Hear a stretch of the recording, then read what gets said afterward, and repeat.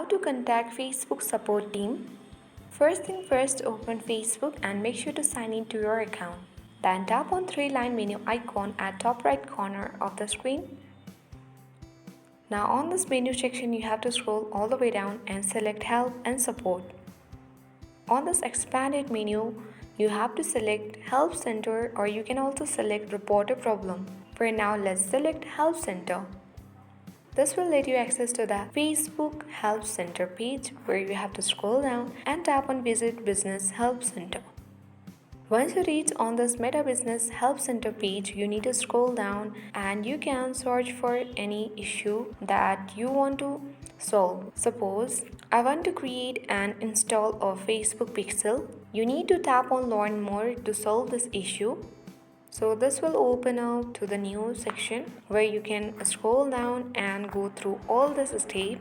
And once you have gone through all this step, you can easily solve your issue. If you are not satisfied with this all of these steps and all of the solution, then you can also tap on Get Support at the top right corner of the screen.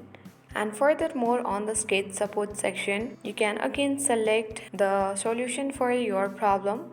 And on the section also, if you don't find the solution that you want for, then you can tap on No button.